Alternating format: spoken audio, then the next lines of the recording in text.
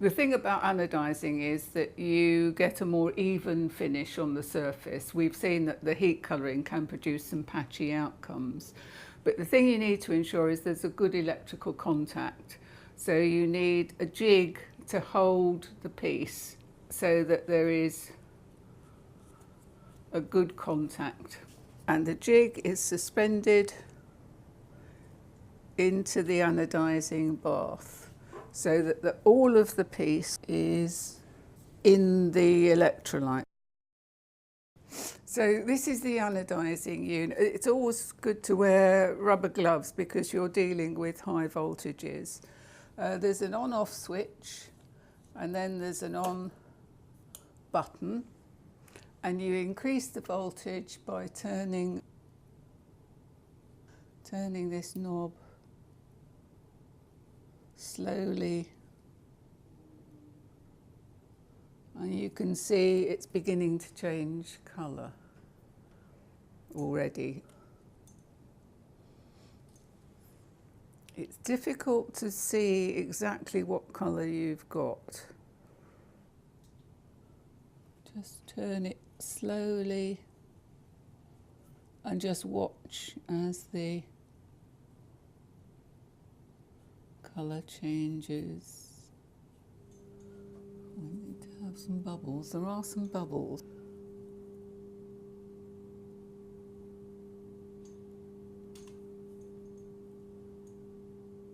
You can see as the reaction proceeds, the surface of the metal is covered with bubbles.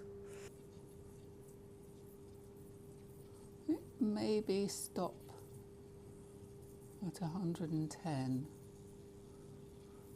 One of the things is that although you ramp up, it's not always absolutely, there's a residual catch-up point as the current pushes its way through the existing oxide. So we're 112, I'd say that's enough. So flip that switch off, turn the dial back to start. It's more a courtesy than anything else, and then flip it off so that you've got no current running. It's hot. Take it out, rinse it.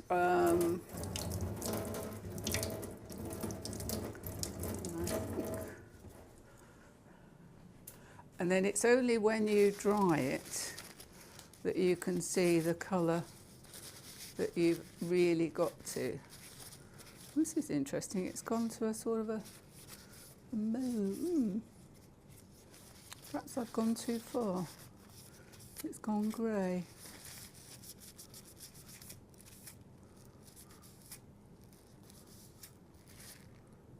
Huh.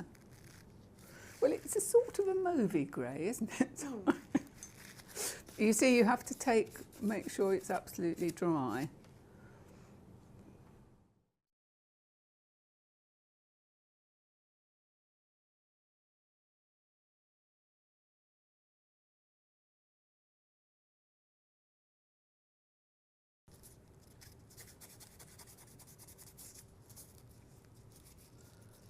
If you want to cut something up, it's best to do it before you colour it.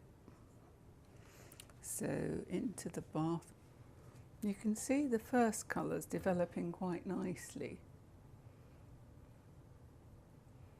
So it's about there now. And then it's going to that. It's a lovely purple shade, but it transitions so quickly through it. It's very hard to stop at that point.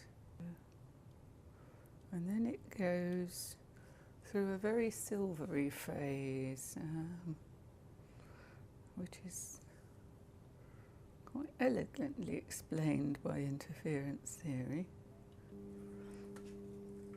The bigger the piece of metal, the more energy it takes, so sometimes the slower it will go.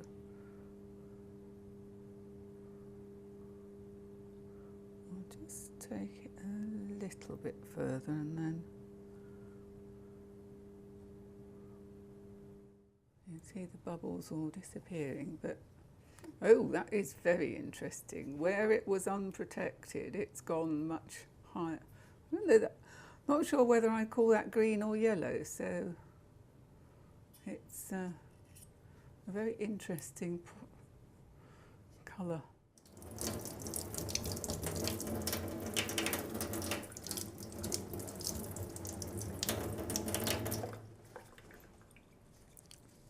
So once again, you see the proper colour when it's dried. There's obviously, and that is quite remarkable. Why that's done that, I'm not 100% sure. It's never an absolute. The colours grade one into the other. That's really rather fun.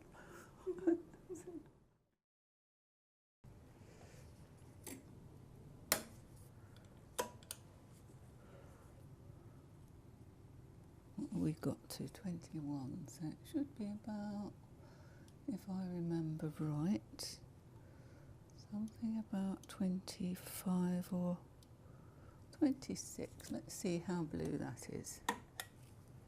You see, it looks sort of greyish, but when you dry it off, it's really quite a good.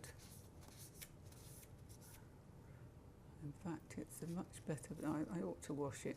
See the difference between where the water is and where it's dry. But you see, when you've got a film on it, that's why I think a lot of people find titanium quite frustrating, because it's not 100% sure where they are with the colour.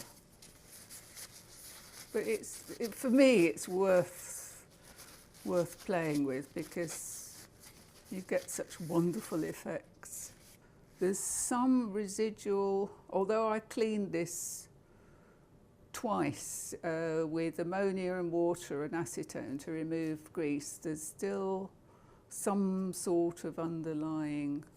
If you really want an absolutely homogeneous surface, because we don't use hydrofluoric acid anymore, it's best to file it lightly all over so that you get an even surface, and then maybe use some emery paper.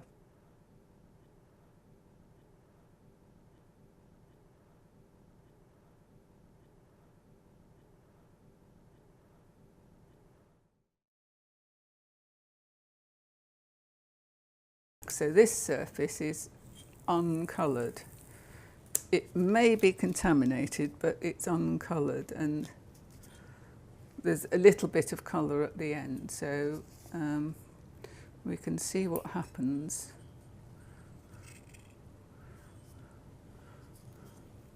When it goes. This is a slightly thicker metal than some of the others, and it has a shinier finish. Yeah, it's going.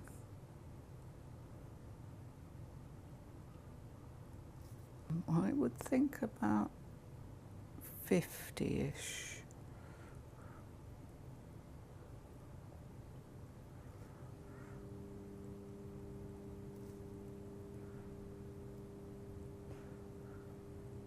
Until that stops moving, there's still current flowing. Let's see what happens now. Oops. Come off. Ooh.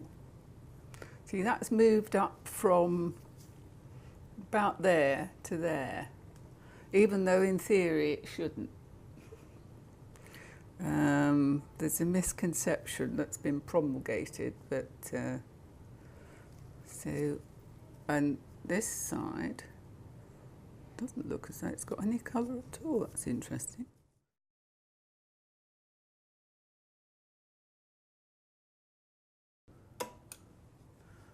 What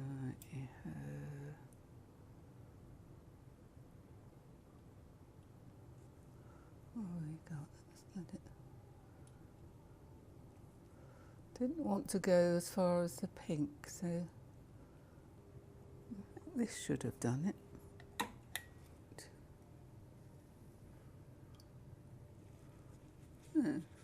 Well, it's sort of. It's gone a bit further. But I think it's certainly yellowish. If not, I think it might have gone sort of beyond that.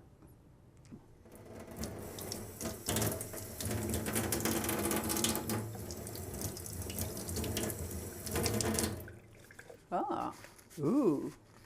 Oh, nice. You can see the patterns. The patterns come out. That's brilliant. Why it's pink up that end, goodness only knows. But yeah, it's interesting. It's going to the pink. Yeah, I left it too. It's a matter of getting the power right.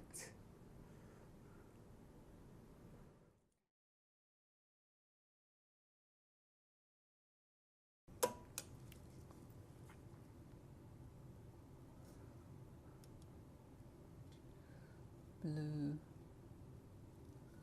I wonder if that's it. What are we at? 25.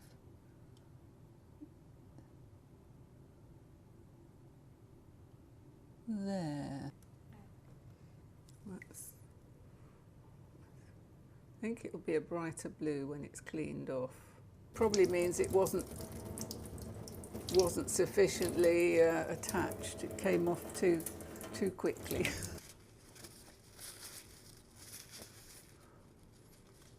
No, all we're getting is the underlying marks from the sheet, I think. I don't think. It's a nice blue, but that's the back. You can see. Oh yeah. Just, but it you know needs further experimenting.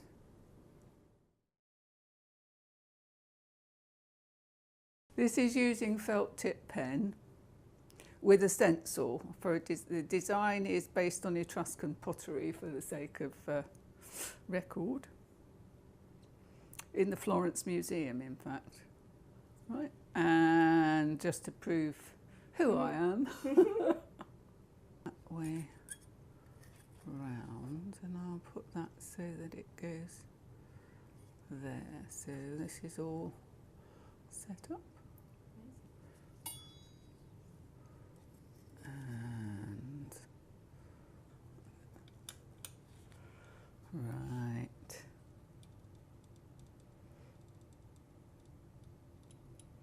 That's better.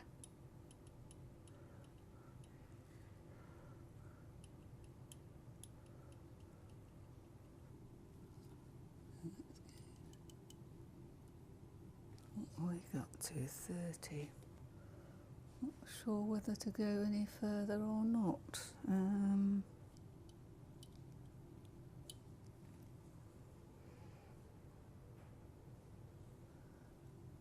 think. Ooh. Now, if that's what I'm not sure about is whether that's just the carbon, and if we clean it, it will disappear. Oh, no, no, it's not. No, that is still the carbon that was showing up. There is something, but not half as dramatic.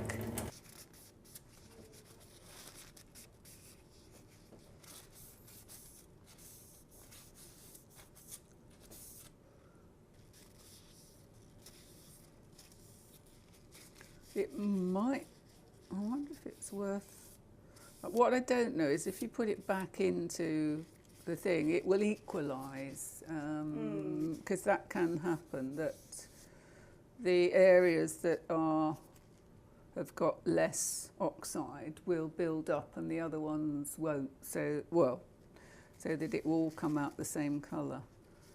On the other side though, it's not too bad at all.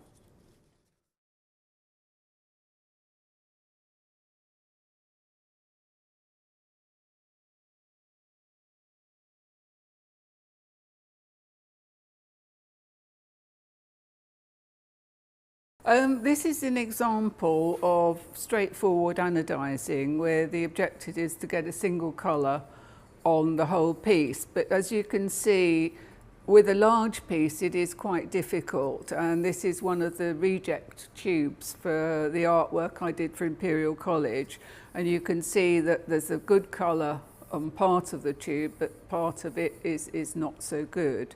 If you have a smaller piece such as this, you have a better chance of getting an even colour on the surface. One of the very early techniques is what was called dip anodising. So basically you withdraw the piece from the bath while the current is on. So in fact this was done this way up because the purple colours were done first, and then the piece was withdrawn slowly from the electrolyte, and only the piece that was in the solution was coloured. So you get a nice gradation of colour.